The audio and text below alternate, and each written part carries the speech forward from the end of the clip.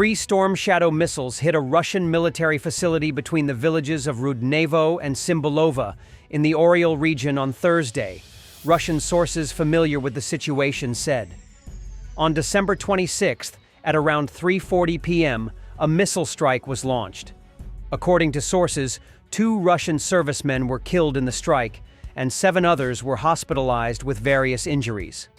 Reportedly, a warehouse full of Shahed drones was struck. Russia offers huge benefits to those willing to join the 810th Marines Brigade and command a few North Koreans in Kursk. 3 million rubles for a sign-up. 200,000 rubles per month, 100,000 per kilometer of advancement. Superior training to Western military. Member of a assault squad, which means you will be dead before you get the money.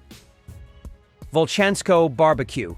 2 Russian assault infantrymen tried to hide under a damaged BMP, but border guards from the 4-post brigade quickly gave them a warm welcome. Russian forces have been struggling to counter Ukrainian FPV drones, which have become a dominant force on the battlefield. These drones, cheap and highly maneuverable, allow Ukrainian operators to strike with pinpoint accuracy from a distance, hitting tanks, vehicles, and infantry. Despite deploying electronic warfare and jamming systems, Russian defenses often fail to detect or intercept these drones in time. The Russian Investigative Committee has opened a criminal case against a U.S. citizen who entered the territory of the Kursk region as part of the Ukrainian armed forces. According to the investigation, in August, armed Ryan O'Leary illegally crossed the Russian border and entered the territory of the Kursk region. He is charged with mercenarism, committing a terrorist act, and illegally crossing the state border. The center of the village of Novo-Mikhailivka, temporarily occupied by Russians, Marinska urban community, Pokrovsky district, Donetsk region. Ruins, ashes, and scorched earth. The bastards are simply wiping Donbass off the face of the earth. A wounded Ukrainian soldier of the 79th Separate Airborne Assault Brigade is fighting near the village of Novo-Mikhailivka, Marinska urban community, Pokrovsky district, Donetsk region.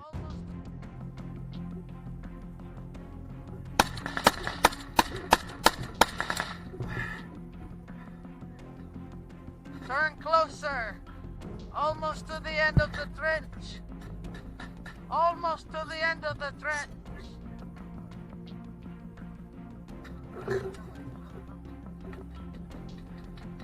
Thank you! Let's feast! Ah.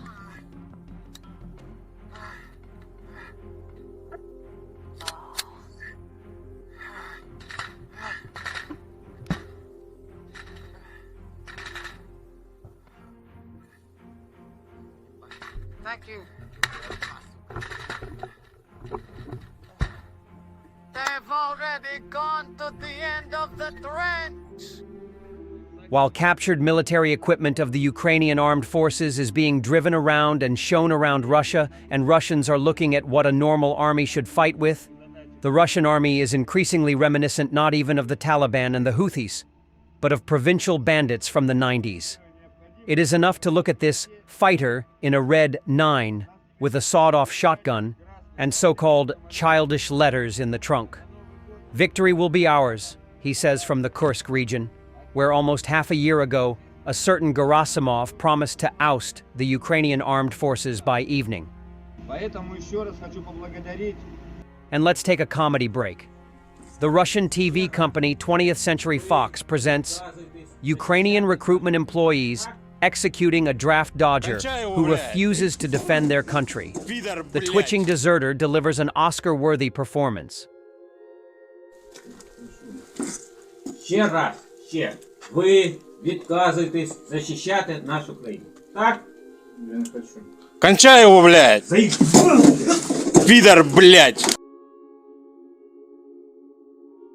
Production at Russian refineries fell to a 12-year low due to Ukrainian drone attacks, reports the Moscow Times. By the end of 2024, oil refining at Russian oil refineries is expected to amount to 266.9 million tons. This level is the lowest since 2012, when oil refineries processed 265.4 million tons of raw materials. Throughout 2024, Russian refineries were subjected to a series of drone attacks, resulting in unscheduled equipment repairs. About 1,400 long-range missiles are currently in the Russian Federation's stockpiles, according to the main intelligence directorate of the Ministry of Defense of Ukraine. Andriy Yusov reports that Ukrainian drones are hypothetically already capable of flying 2,000 kilometers deep into Russian territory.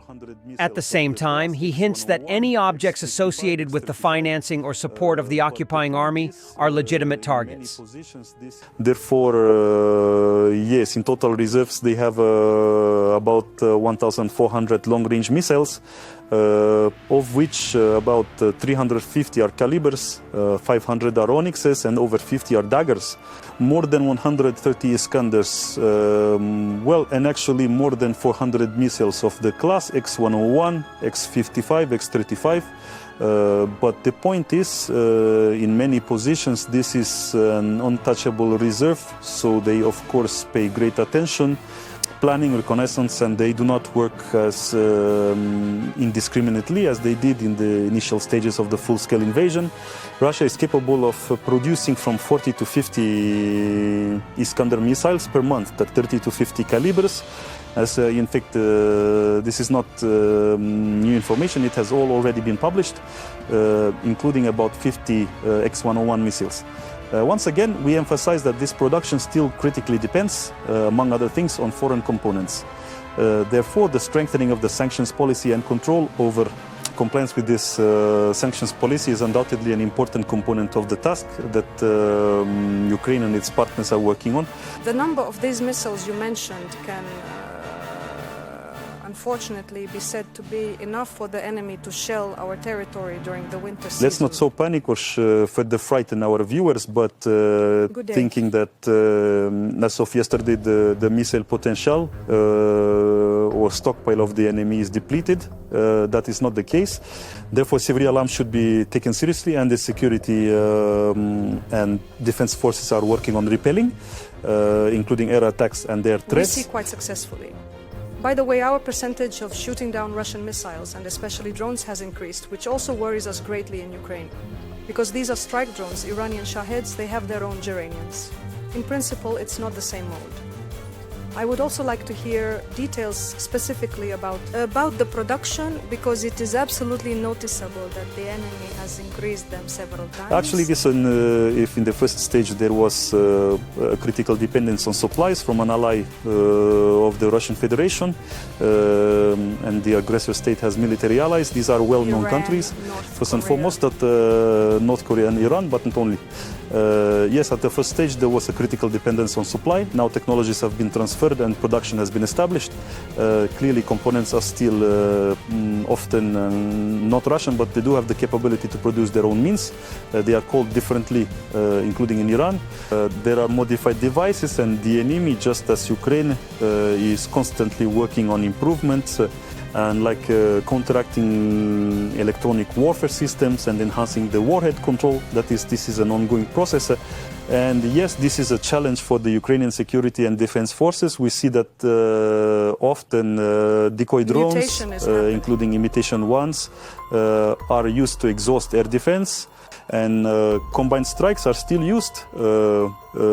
That is, strike Kamikaze drones fly together with missiles. This is, in particular, the ongoing air war. Thanks for watching, and don't forget to subscribe.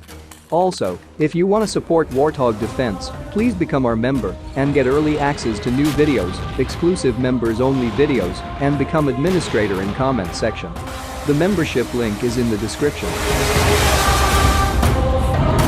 Rescues every day. We had a guy last week, it's 6 rescues in 6 days. You know, he's doing the job every day.